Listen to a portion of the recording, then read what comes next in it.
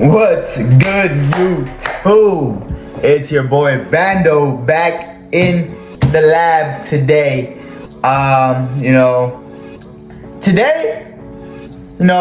Fridays are for story times. First of all, let me get that straight. Fridays are for story times, man. And today is gonna be a hell of a story. But first, we gotta introduce the watermelon. Cause right after my first workout, man, I'm thirsty. I'm like, I want water, but I'm like, fuck water, that shit's boring. Get you some ripe watermelon. It'll get you all juiced up for the summer, man. And today's gonna be a great day. Today is gonna be a great story time. So today, first time I got arrested, man. Shackled in chains. It's not a proud moment. It was never a proud moment. It was something that scarred me, but humbled me at the same time. It's built me to who I am today. And it was a big, slap on the wrist. It was a spanking from God. And let's just say I knew what it felt like to lose reputation.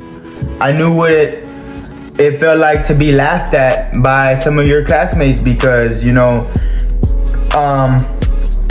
I never thought it was cool. I never thought it was like, I got arrested, like I'm badass. It was more like people never expected that from me. Coaches never expected that from me.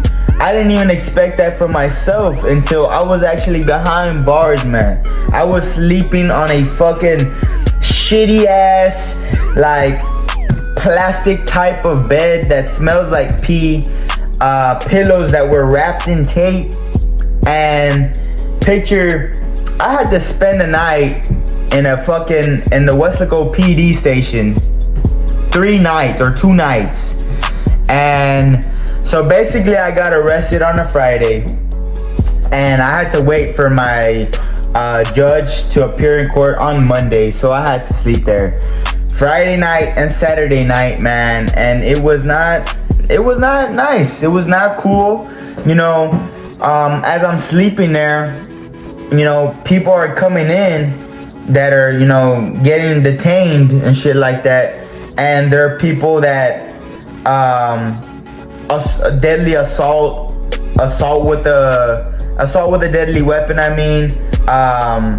Fucking other cases that were just not like mine. So mine was a misdemeanor. I just got caught with some, I was dumb, young, and reckless. And, at the time I was smoking hella weed. And I was doing badly. I was doing earthly things, man. I was a young kid and I didn't know better. I was chasing a girl. So this is what happened. Let me explain to you the story. So I'm in high school, man. I'm a junior. And hold on, bouncing for a little bit. Anyways, I'm a junior, man. And I'm a good kid. I'm an honor roll student, National Honor Society. I'm in the varsity team. I think it was senior year, something like that. I think I was in the varsity team, 6-man, feel me? But still in the varsity team. And I had a nice reputation. People didn't know that part of my life because I didn't show that. I didn't show them that I was a smoker. I didn't show them what I would do behind the scenes, right? Until all the shit in the darkness comes to light one day, so that shit will catch up. Don't be doing it. Anyway, so I'm basically with one of my homies from high school, and I really loved his sister. I really liked his sister. I didn't love her. I really liked his sister. His sister was just like down bad. Her name was Chantel at the time. And me and her brother's name was Tony.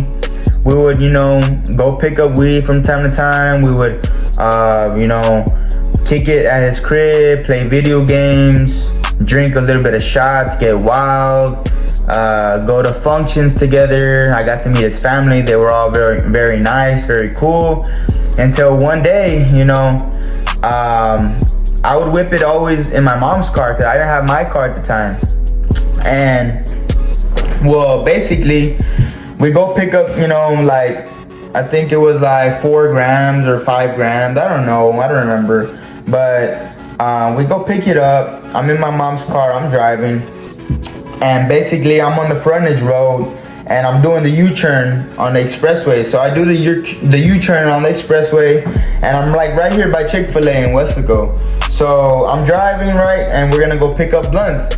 We're driving, and well, instead of going to Stripes, I was like, well, fuck it, Pokey's Planet is right there. I can grab some, you know, some pre-rolls and we can get them from there. So we get them, right? And then after I get them, I'm heading out, and well, at Pokey's, there's only one way out, right? There's only one little fucking thing to get back on the frontage road. So I'm there, and I'm parked, right? And I'm waiting for cars are passing by, right? And I'm like, damn, like, because at the time, I was just learning how to drive, so I was always very careful with my driving. But at the same time, when there would be cops, I would get paranoid. I don't know why. You know, I would just be scared, like they're always coming after me and shit like that. Especially if I'm on my mom's car.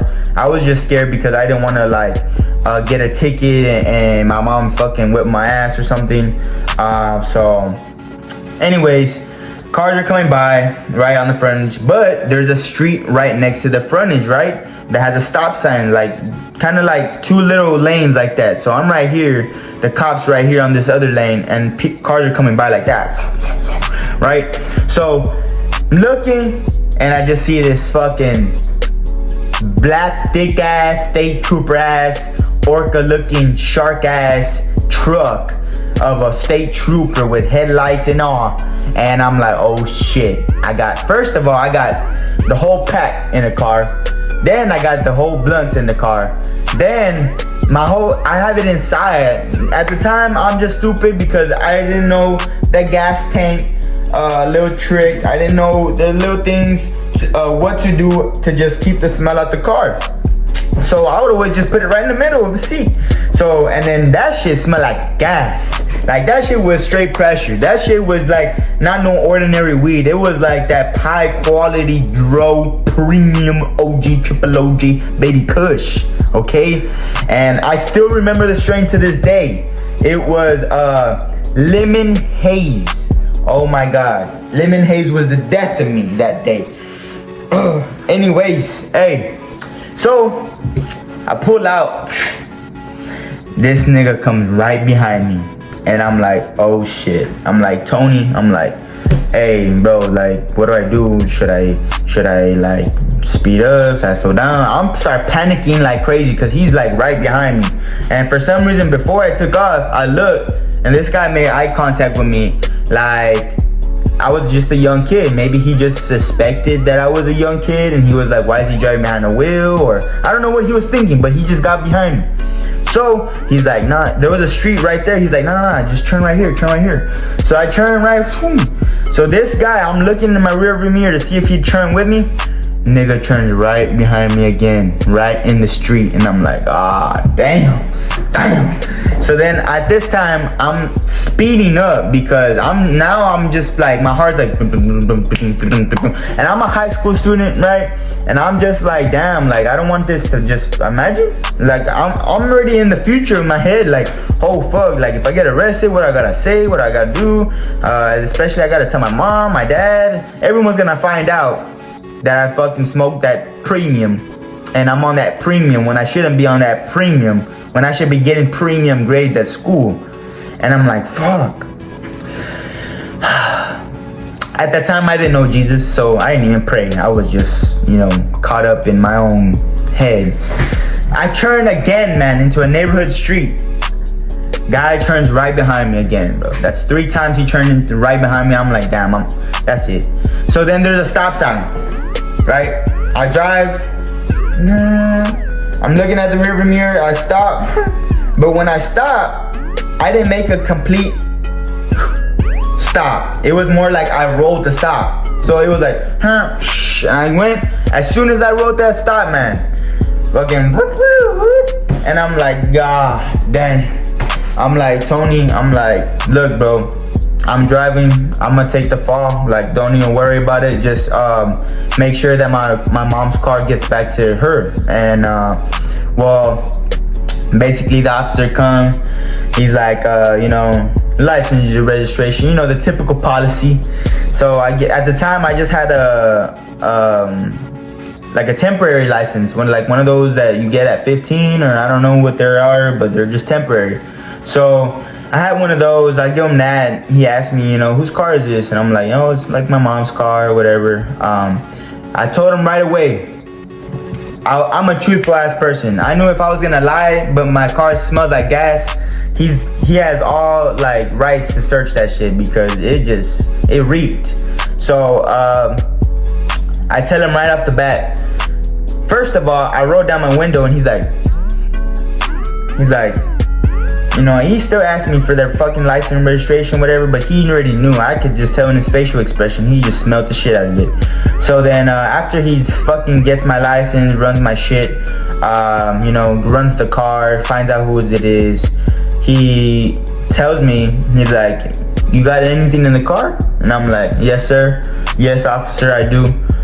He's like, what is it? I'm like, it's weed, officer. I got like 3 or 4 grams in here. He's like, you know where it's at? And I just right away point to it, cause it was right in the middle. Where the fuck am I gonna do it then? I couldn't have eaten them. I could have done something to get away, but at the same time, like, it was gonna be a whole fuss. And at the same time, I don't know, I panicked, right? I'm the driver. Tony kind of panicked a little bit. And we were just, we had a lot on the line for us to lose. He had a whole job at HEB and shit like that. I didn't want to be the one to we both end up in jail, and then, the family kind of looks at me like, damn, like, why did Diego put my homie in jail? Why, what are you doing? What y'all, because the family, first of all, didn't like us doing that, but we were just doing on the side together. So me, as a good ass friend, I was like, you know what? I'm gonna take the fall. Tony, get my mom's car back to her, and I'll see you on the other side, homie.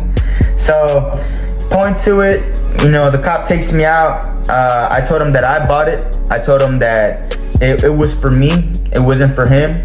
And they arrested me, they put me on the fucking car and put my head, and they were just searching me and shit like that. And I was like, as a junior in high school, 17, I think I was 17, if not like early senior, I'm not sure, but I was like, damn, like, what's next?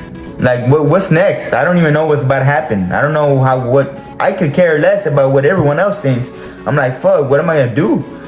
So they put me through the whole process, they take me in. I get that one phone call to my mom, and I remember this like it was yesterday. They gave me 4 minutes to talk on the phone with my mom, right? So I'm there and I'm like, Mom, and she gets, on her phone it's like, the police department, 911, or I don't know what the fuck. But she answered and she's like, hello? And I'm like, Mom, look, I only have 4 minutes to talk.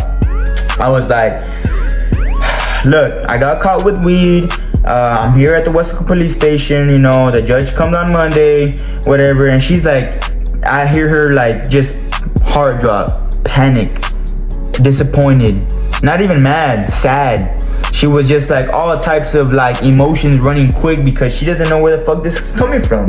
And at the same time, I couldn't do nothing but just tell the truth, because that was the only thing that was gonna set me free, right? And those are the only people that actually love me, because Tony wasn't gonna get me out, and his family wasn't gonna get me out. They were just probably just happy he got home.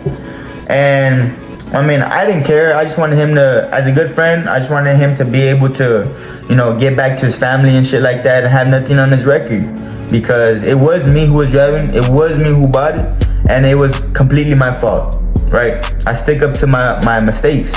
So, Mom panics and shit like that. She's crying, and I'm like, I'm sorry, Mom. It was a heartfelt moment. It was a humbling moment. So, whatever. I fucking spend the nights there, and then I see the judge on Monday. And my parents are divorced, right? So that Monday, you know, we're all in line, and in our fucking shackles and shit. The whole people that were in the holding cells, or the cells that we were in. So we're in line. We walk to go see the judge or whatever. The judge, kind of like points out everyone's case. And well, he gets to me and he's like, Deo Sandoval. And I'm like, yes, sir. He's like, I want you to turn around. And I'm like, the fuck? Everyone else got pointed out their case, and I'm the only minor there. I'm 17. Everyone else is like 30, fucking 40, drunk guys that were coming in overnight, in the middle of the night. Fucking perverts, murderers, assaulters. I don't know what they were, but they just didn't look like me. I was just a young buck, the youngest buck there. And he's like, turn around, son. And I turn around and I see my divorced parents hugging each other, bawling, crying, sad, disappointed. Like that's my son. Like, that's my son up there. Like that's not my son. Who is that? And well, I had to break it down to them, when I could. After they released me, they bailed me out. My parents bailed me out. But first of all, I got transferred to a different jail. It was a county, and well, they processed me there. They took my handprints and shit like that, and it was not something that I'm proud of, but it really humbled me. As soon as I got to the other jail, they put me in a whole, when I got to the other jail, they just had me in the holding cell. They didn't really put me in the back with all the other animals. But when they had me in the holding cell, man, it was so cold in that bitch. People were wrapped up in toilet paper. I was wearing a fucking tank. They fucking pat searched me, strip searched me, fucking made me take down everything. It was not pleasant. They treated me like literally an adult. And well, I'm just like, what the fuck? Like, as a minor, I'm just like tripping balls, because I'm like, damn, this is the real world. Like, I'm not fucking around no more. I'm not smoking weed no more. I'm tired of this. Like, I want to go home. Like, this ain't even freedom, fam. And what the fuck is this? So, and then the food. Oh my god. When I was back in the Westwood police station, the food that they would give me, like, burgers that were like drier than dirt. Bread was wheat. No mayonnaise, no ketchup. Patty that was like not even a patty. It was like the Krusty Krab burger or something. I don't know. It was just gross. So yeah, I just had to put that in there because damn, that shit was bad. Anyways, man, I'm in the holding cell, and well, when I'm in the holding cell, everyone's staring at me because I'm like, people are coming in, but people were already there, like sitting down on the fucking stalls all around in the corner. And well, they're like, hey, like, this kid's a minor. Why does he look so young? And they're pointing me out, and I'm scared. I don't even know what to do. So they end up switching me cells. My parents come bail me out. I spent the rest of the night there, like about 12 hours until I got out, and I decided I was never gonna do that shit again. But yeah, man, that concludes today's story time. Make sure you like and subscribe, tell your friends, tell your fam, and Bando's out in that bitch.